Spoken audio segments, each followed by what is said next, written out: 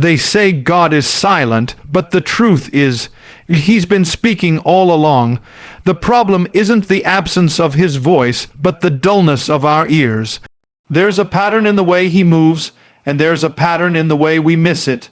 Every shaking in history, every storm, every crisis, every fall of an empire was preceded by a warning. Not just a sign in the skies, but a word that was spoken and then ignored. Now here we are again. July 2025 will not be an ordinary month. It is already marked, etched in the unseen realm, written not by politicians or economists, but by the one who holds time in his hands. 5 events distinct but connected are coming. Some will shake the systems, some will shake the nations, but all of them are allowed by God, not because He's cruel, but because He is merciful, because He would rather shake you now than lose you forever.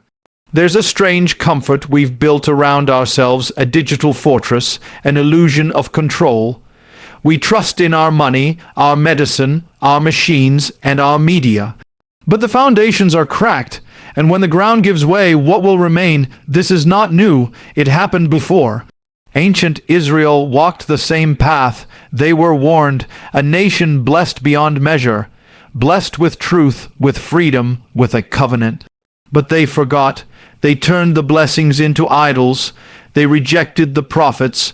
They chose comfort over conviction. And the warnings came, subtle at first.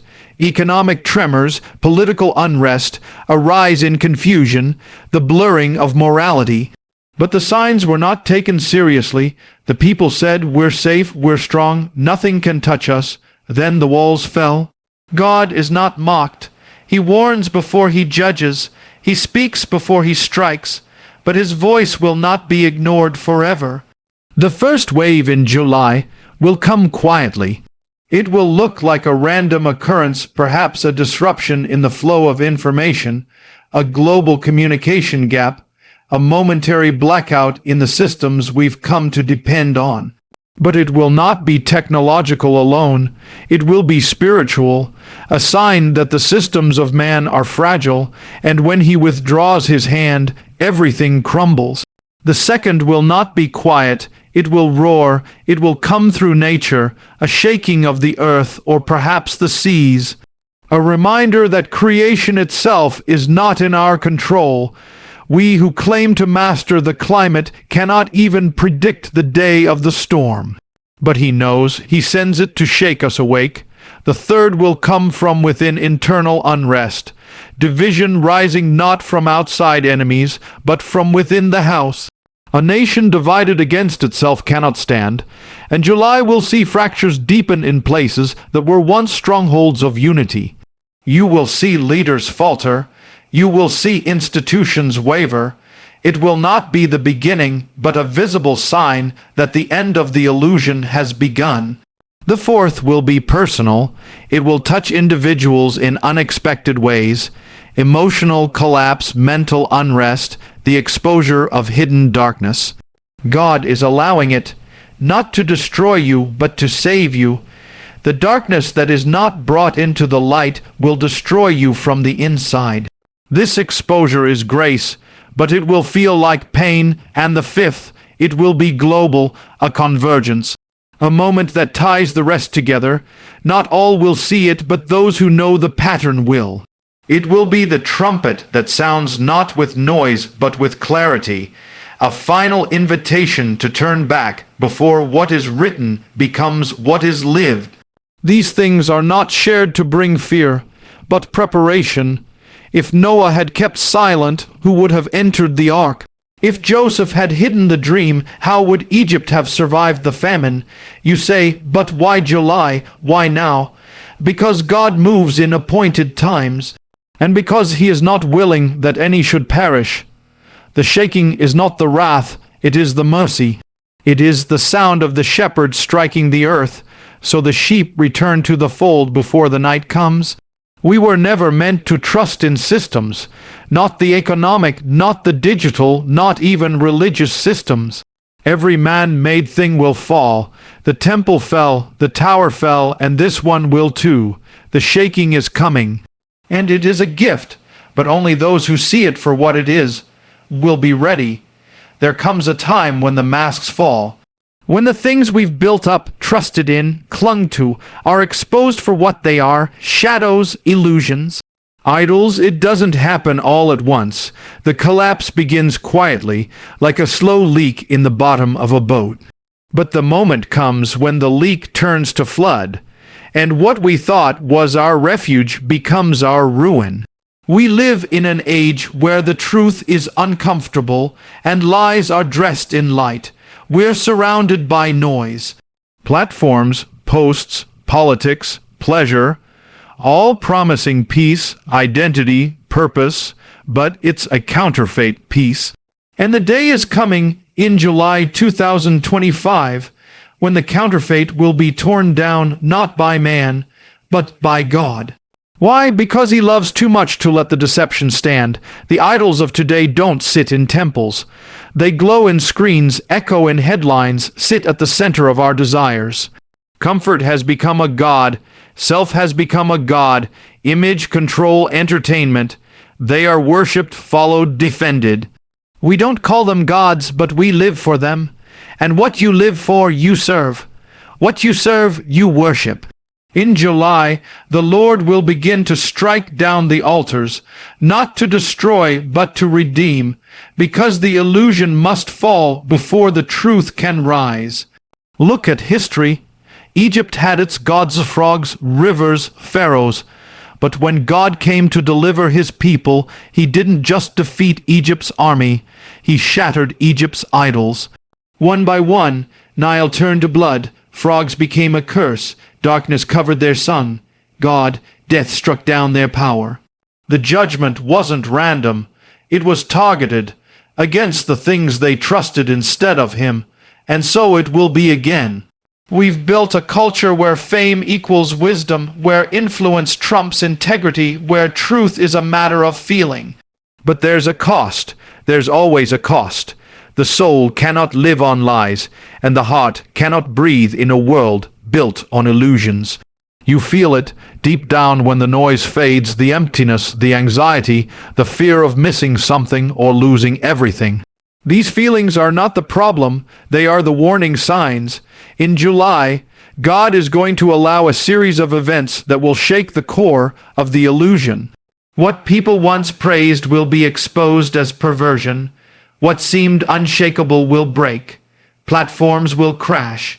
Voices will fall silent, not because of sabotage, but because the hand of the Lord is drawing a line. It's not just about systems collapsing. It's about hearts being exposed.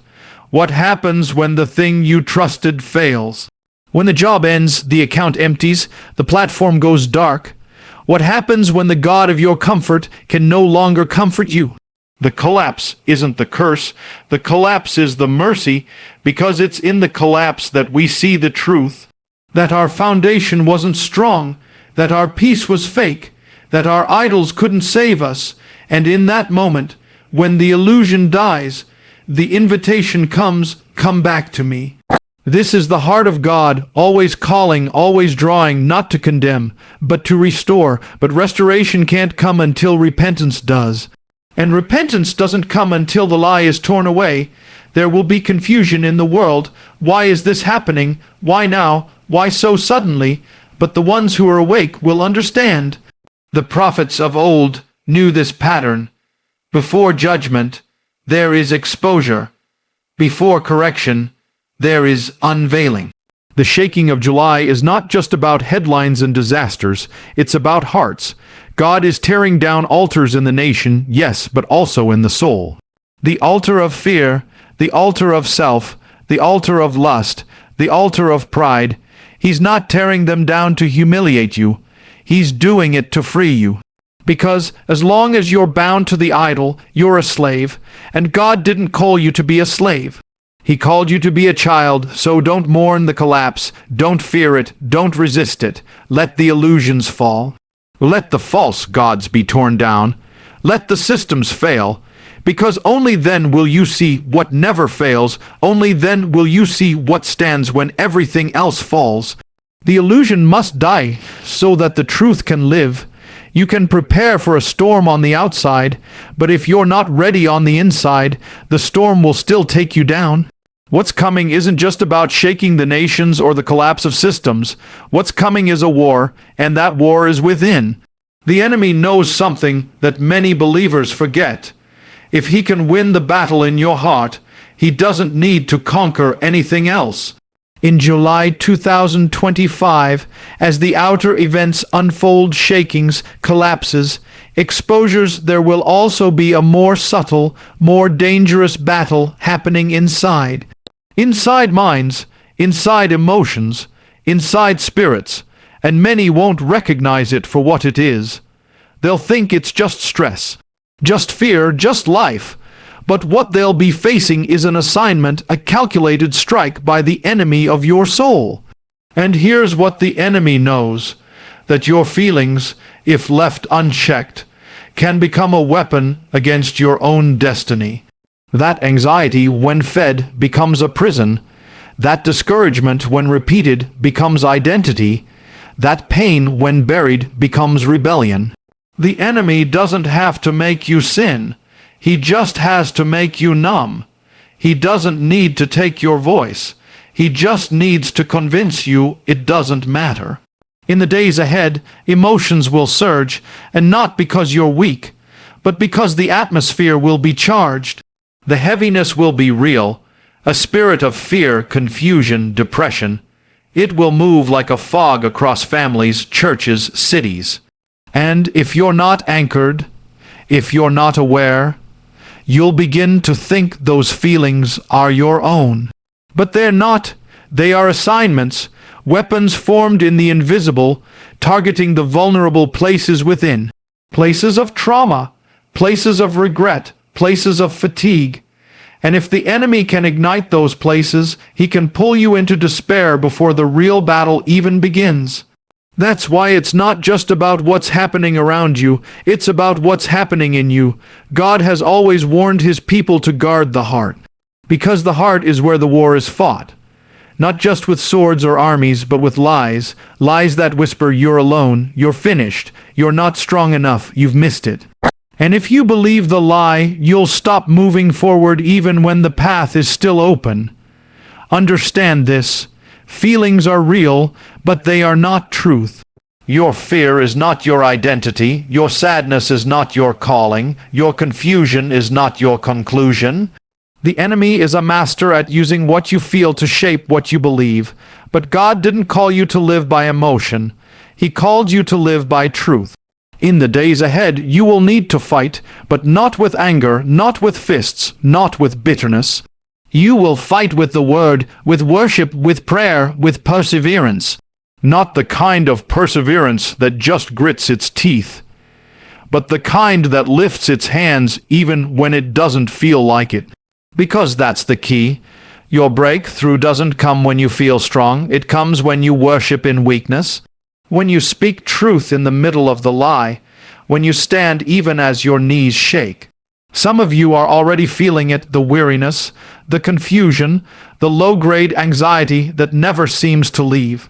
It's not random, it's spiritual, and it's intensifying, but don't be afraid, because the very fact that you feel the resistance is a sign that you're in the fight.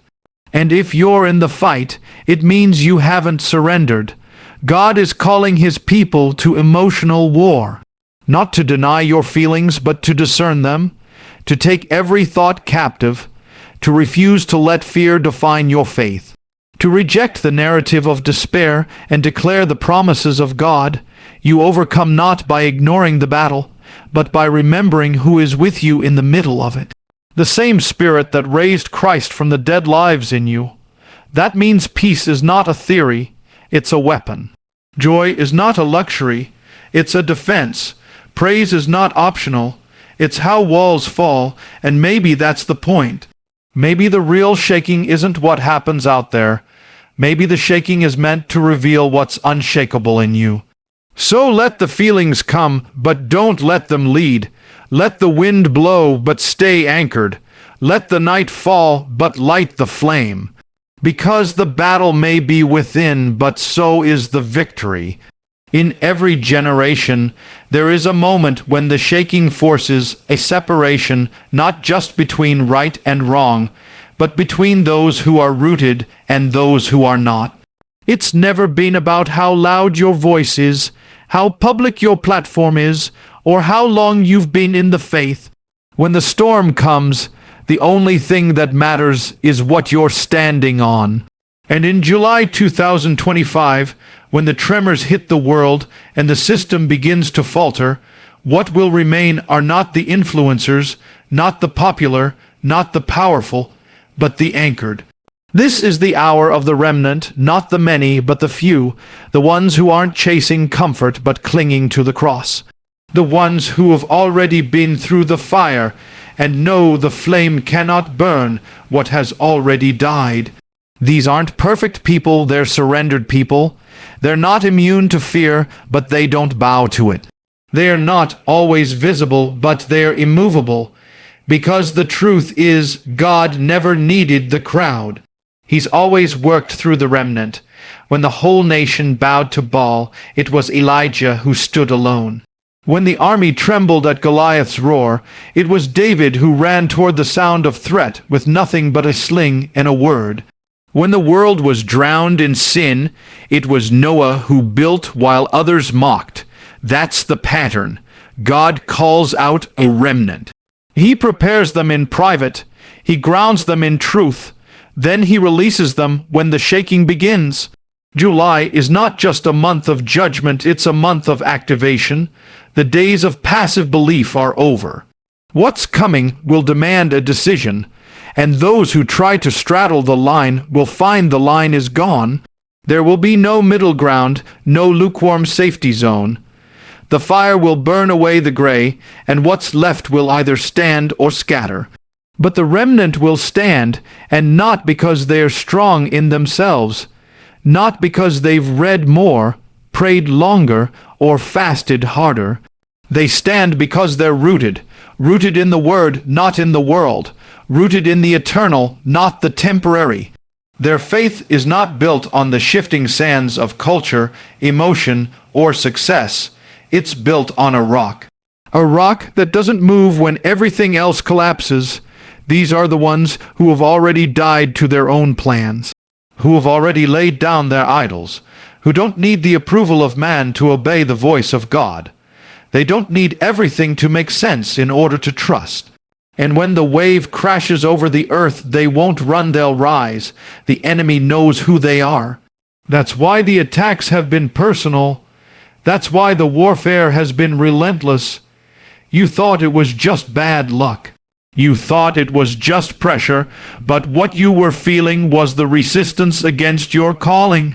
Hell doesn't fight what isn't a threat. If you've been hit hard, if you've been broken, if you've been hanging on by a thread, there's a reason. The enemy saw what was in you before you did. He saw that when the systems fail, you'd still be standing. That when the lights go out, you'd still be burning. So don't waste the pain. Don't curse the breaking. Don't mourn the things that had to die. God was pruning you, refining you, preparing you for a moment when the world would need voices that carry the weight of heaven, not just echo the noise of earth.